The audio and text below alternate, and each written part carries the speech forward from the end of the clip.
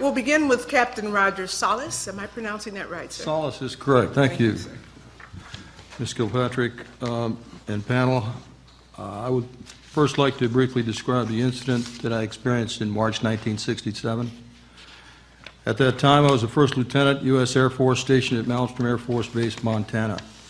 I was trained and assigned duties as a missile launch officer for the Minuteman I intercontinental ballistic missile. I was designated Deputy Missile Combat Crew Commander and part of a two-man crew. My commander at that time was Lieutenant Frederick Mywald. He's now deceased.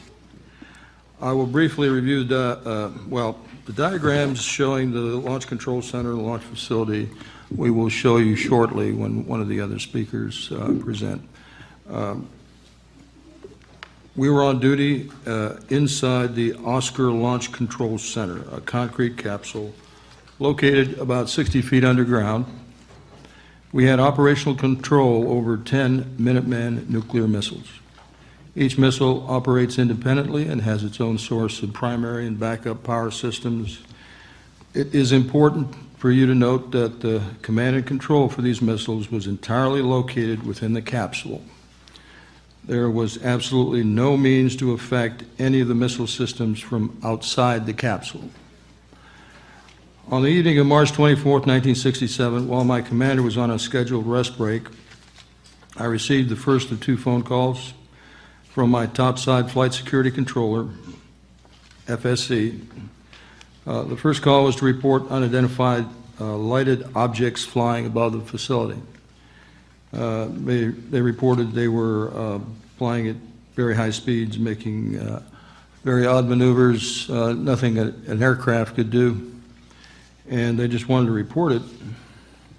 I didn't pay much attention to that first call, and I basically hung up on them. Minutes later, the FSC phoned again and reported in a very agitated state that there was a large oval-shaped object hovering above the front gate. It was a red, pulsating, lighted object, approximately 30, 40 feet in diameter. The best he could describe it. It was difficult to distinguish a structural part of it on the inside, except that it was a glowing red, pulsating object. He had all the men out there with their weapons drawn. He wanted me to tell him what to do next. I, of course, told him something like, make sure nothing comes inside the perimeter fence. Of course, our primary duty was to secure those nuclear missiles. Immediately after that call, I started to inform my commander about the incident. As I started to inform my commander, our missiles began to shut down. We lost alert status on all 10 missiles while this object was above our facility. When we queried the fault system, all missiles reported guidance and control system failure. We had a way of querying faults within the system called VERSA. It's a voice-activated system. And we were getting channels 9 and 12, which is guidance and control system. At the same time, we had indicator lights showing security violations at two of the launch facilities where the missiles were physically located. While Lieutenant Mywald reported the incident to the wing command post, I phoned upstairs and directed the security alert team to be sent to those launch facilities with security violations to investigate those indications. At that time, the FSC reported to me that the object had flown off at high speed. When the security alert team arrived at the affected LFs, and I'll brief LFs meaning launch facilities, they reported seeing the object hovering over those sites. As they approached closer to the object, they lost all communications with the FSC.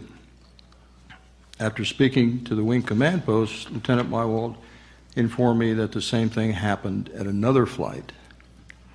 At that time, I assumed that meant that night, but it turns out what he meant was it happened at another flight about a week earlier, and that's the Echo flight incident, which I'll talk about shortly.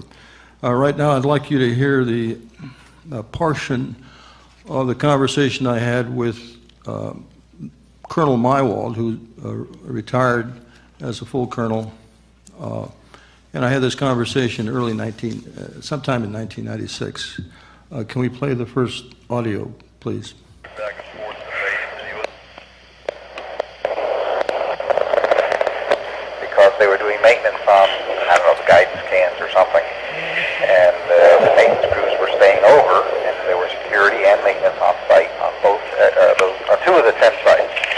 And when the first one went down, I talked to the security out there. They had reported this UFO hovering over the site, and I said, "Yeah, right. What are you guys drinking out there?" And we struck strike teams to both of the sites that had been occupied. And for both strike teams, I didn't tell them what we had heard, via the LF radio. And I told them to go to get within a mile of the site and call back in on the VHF. And they both had reported it too. So we had 2 maintenance crews, 2 security troops on site, and 2 strike teams all reporting it. Is that right? Yep. Do you remember any of the names of any of those guys? Nope. You don't? Sorry, there's a little mix-up there. That was Colonel Walter Fiegel, who was the Deputy Missile Crew Commander at Echo Flight. Can we have the Mywald audio, please? Any reports from their field about UFOs? So I remember the 2 guards that had gone out to one of the sites finally got back scared to death. We had to relieve them of duty. Yeah. Oh, you mean our guards? Yeah, Oh, I didn't know that. yeah, rhythm patrol type. Oh, I see. They had gone out to one of the sites, one of the LFs, and on the way back they lost radio contact, and we ended up having to send them back to base early. I'm not sure what happened. I don't think they ever returned to guard duty. And what were they scared about? Well, they had seen these some crazy things. Then Oh, they did? yeah, They reported that to you? they reported it to the topside guy. Oh, the topside guy, that's right. Okay. Okay. Okay. Well, interesting, don't you think? Yeah. After we were relieved by another crew the next morning, I arrived back at base. Mr. Salas? Yes. In a couple sentences, would you tell us what we just heard? The conversation. Yeah, I'm between- sorry, it was a little confusing. The first conversation you heard was Colonel Walter Fiegel, now retired. As far as I know, he's still alive. He's authorized me to use that audio, by the way. It was a recording of a telephone conversation I had with him in 1996. And he described the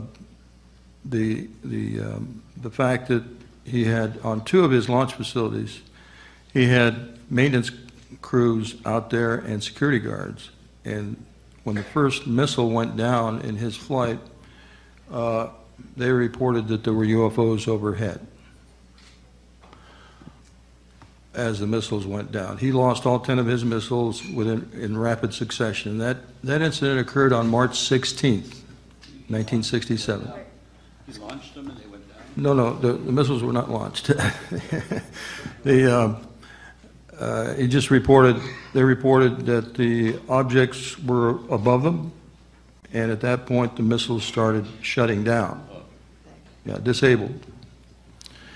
The second audio recording you heard was that of Colonel Mywald talking about the fact that we had security light violations and we had to send guards out to one or more of the LFs.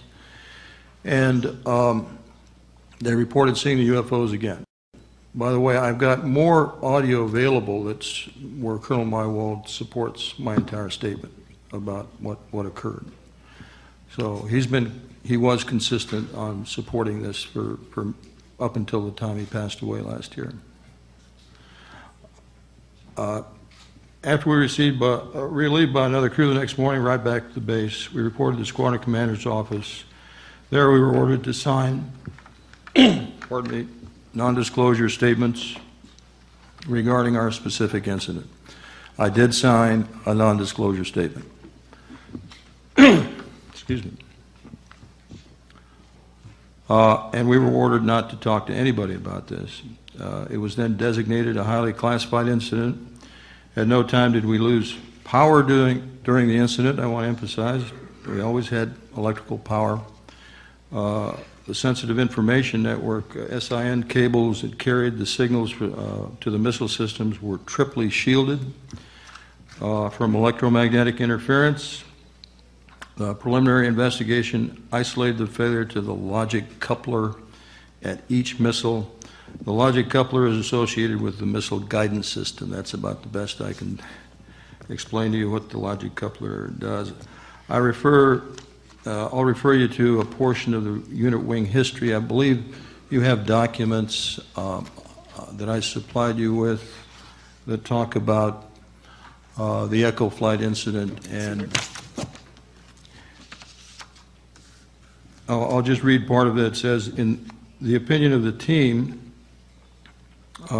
was that externally generated signals caused the generation of these two channels and shut down the launch facilities. The possibility of this is very remote due to the fact that all 10 couplers would have to fail in the flight within a few seconds of each other. This statement confirms that signals were sent to each individual missile separately in order to disable them. From my knowledge of the operating system at the time, neither I nor the investigative team could define the method or means by which these signals were sent to disable the missiles, each in the same manner, meaning each missile failed for the same reason, guidance and control system failure. Mr. Robert Kaminsky was the Boeing team leader for the investigation of the Echo flight shutdown. In a response to our inquiry, he stated, "This kind of event is virtually impossible once the system was up and running. The team met with me to report their findings, and it was decided that the final report would have nothing significant in it to explain what happened at Echo flight." Just one moment, Captain. We did not explain that, just working with my congressional research assistant on the end of the table, we are going to allow 10 minutes for each of you. I'm not sure, I just got the time sign for the captain, and I don't believe that he's been talking 10 minutes, has he? He has been talking 10 minutes. Captain, can you, and since we didn't let you know ahead of time, I'm going to give you additional 3 minutes, if that's okay. Thank you very much. I'll You're try to very get welcome. through it as quickly as That's I okay. can. After meeting with the engineers to discuss the results of their investigation, Mr. Kaminsky was notified by his supervisor that he should not submit his final report because the incident was reported to be a UFO event. Even though the Boeing company was the principal contractor for the Minuteman I missile, the report on the incident was not submitted by specific request of the Air Force. However, the Air Force did perform their own classified investigation where they identified a possible failure mode as stated above. In my opinion, we did not have the technical capability to produce a machine then or now that would be able to instigate the failure mode of these missiles identified in the unit wing history. In addition, the unidentified objects displayed the physical and flight characteristics that no known aircraft type could achieve then or now. Therefore, I have concluded these objects were non-terrestrial in origin. Of an important related activity ongoing, and this is important, on December 17, 1969, the official U.S. Air Force investigation into the UFO phenomenon was terminated. The principal basis for this, and you have the Air Force position on UFOs, I believe. I've given you a copy of that. The principal basis for this was termination was the evaluation of a report prepared by the University of Colorado entitled Scientific Study of Unidentified Flying Objects. In 1966, the U.S. Air Force awarded a $500,000 contract to the University of Colorado for the purpose of studying the UFO phenomenon. I'll refer to this study as the Condon investigation, or its team leader, Edward Condon. In fact, it was never intended to be a scientific study because the Air Force did not propose that any scientific hypothesis regarding the phenomena be evaluated. The Condon team relied on input and evaluations of reported UFO incidents from Air Force officers at various bases. The Condon team was, except for one individual, not authorized to review classified reports of Air Force incidents regarding the phenomenon. They were not even informed that classified UFO files existed until after the termination of their study. I have evidence supporting this. With respect to the 1967 Echo and Oscar flight UFO incidents, there was a deliberate effort to keep information about those incidents from the Conduct Committee. In 1967, Dr. Roy Craig, the chief investigator for the Conduct Committee, was informed by Mr. Raymond Fowler, a contractor working for Sylvania on Minuteman Electrical Systems, that the Echo flight shutdowns at Malmstrom had occurred during a UFO sighting. In October 67, he visited Malmstrom to inquire about this. Dr. Craig recalls this inquiry with Lieutenant Colonel Lewis Chase, the base operations officer at Malmstrom. After Colonel Chase and I had exchanged pleasantries in his office, this is a quotation, I asked him about the Echo incident. The colonel caught his breath and expressed surprise that I knew of it. I can't talk about that, he said. Colonel Chase had assured me that the incident had not involved a UFO. Since Colonel Chase was the last man I would doubt, when he conveyed this information, I accepted the information as factual and turned the review over to Bob Lowe, who had received, Robert Lowe was the deputy commandant, and he was the only one cleared to look at classified information. When Dr. Robert Lowe, the deputy commandant, requested the Air Force allow him to review the secret report of the Echo incident, he was informed that the report would be too highly classified to allow that review. Dr. Craig did not interview any of the many witnesses that were named to him by Ray Fowler that he could have interviewed. He did not interview either of the crews, Echo or Oscar crew. In addition, the Air Force Office of Project Blue Book was deliberately misinformed about these incidents. In a letter from Colonel James Minot, and I think you have these letters in front of you, he was right pat, Blue Book essentially. He requested Colonel Chase in June of '67, inquired of reports they had received that there were equipment malfunctions and abnormalities during the UFO sightings. The written reply from Colonel Chase stated, this office has no knowledge of equipment malfunctions and abnormalities in equipment during the period of UFO sightings. This evidence and the Air Force... Captain, I think you just have a short piece to go, is that right? Just one page left. Just very short. Yes, sir. Please proceed.